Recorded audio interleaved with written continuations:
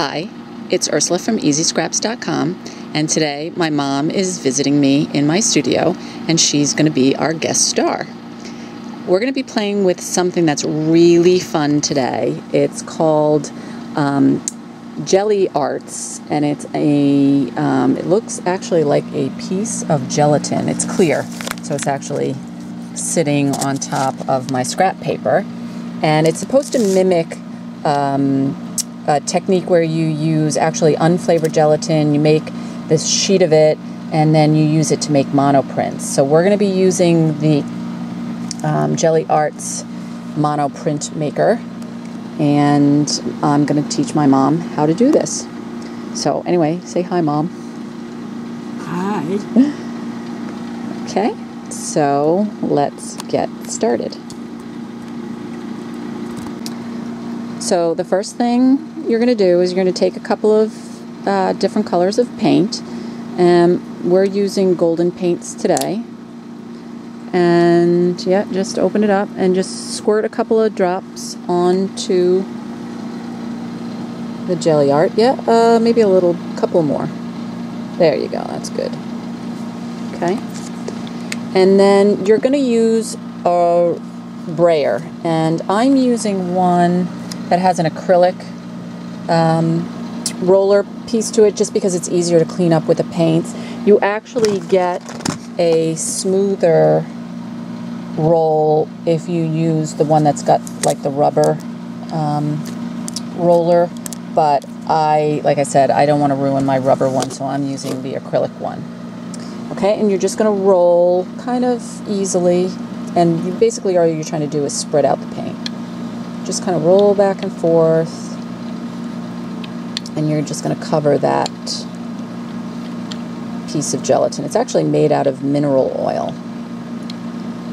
So yeah, so I'm just going to spread that out. Okay, now I kind of like the grungy look, so I leave it a little bit streaky. And then if you want to add some other colors, you can put a couple of drops of a different color. So we have some green. She's going to add, yeah, just a few drops. Yeah, that's good. Okay. Okay, and then same thing, take your roller, brayer it out. You can have it streaky. That's good. Okay. Cool. Okay, so then, now you can make designs in this. And you want something that's not hard. So you're not going to use anything like a toothpick, or even a pen is too hard, because you don't want to scratch up your GelliArt. So what you are going to use in this case is, why don't you try taking a stamp, and just as if you were stamping, you're just going to press onto the paint. Okay, you don't have to press that hard, and then lift up, and then kind of wipe it off on your scrap paper. Okay, and then you can just do a couple of different, yeah. Okay, lift up and clean. Yeah, and just do a few of them. Yeah, you're kind of doing like kind of an all-over design. Yep.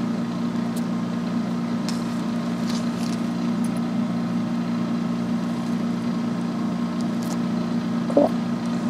Okay, now I'm going to try something. Generally now, and what you really want to do right away, see my stamp is now all gooked up with paint, is you really want to go ahead and clean it.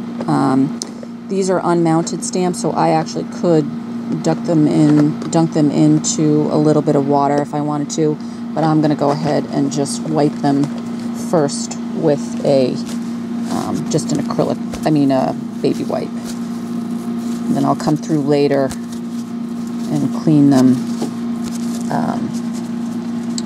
with real stamp cleaner.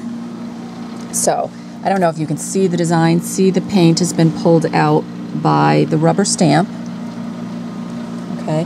The other thing you can use are things like stencils. Here's a stencil that I made. You probably don't want to wreck all your flower design, so just kind of do it off in the corner. So this is a stencil I actually made from paper, and you can take your brayer and just kind of brayer it down just to get some good adhesion. Yeah, not that hard, just lightly. Maybe over here a little bit. Okay, that's good. And then when you lift off, it's going to take some of the paint away, and so you have a design. If you have another piece of paper waiting, sometimes you can get a secondary transfer. We'll see how this goes. See, a little bit of secondary transfer from your stencil. So now, you know, you could keep going if you wanted, but we're taking enough time with this video, so we're actually going to go ahead and make our mono print. So what you're going to do is you're going to take a piece of paper and lay it down on top without, you know, carefully so you don't move it. Okay, and then you can actually take your brayer and brayer across the top so that you get contact. And sometimes you get cool backgrounds just from doing that brayering that you've used in the paint. Keep going. Yep, you're just going to keep brayering over the whole thing. So we're really trying to get that paper to get good contact with the paint underneath. So just kind of roll a few times. Yeah, you don't have to press hard, you just have to roll it to cover the entire sheet of paper. And then when you're ready, you can lift off that sheet of paper. And it's called a mono print because you're basically making one design each time. And so here's the result. And so it's really kind of a cool look. You've got some texture going because of the paint. She pulled off some of the paint with the rubber stamp, and then some texture from the stencil. Makes very, very cool backgrounds to start. And then a lot of times what I do when they've dried completely, I scan them in and then do all kinds of things with them in Photoshop to make very, very fun, cool backgrounds. So, and then the other thing is, one more thing, I don't know that there's enough paint on that. Sometimes you can actually get a second sheet. So again, you can use your hands or use the brayer, whichever you like, to try and pull up whatever paint is left. And sometimes, especially if you have a lot of paint for the first mono print, you can get a secondary print that's almost as cool. So yeah, let's see what we got there. I don't think there's going to be enough paint. No. Yeah, so there really wasn't very much left. So anyway, I hope you like that technique. Thanks for joining us, and we'll see you next time. Say goodbye, Mom. Bye.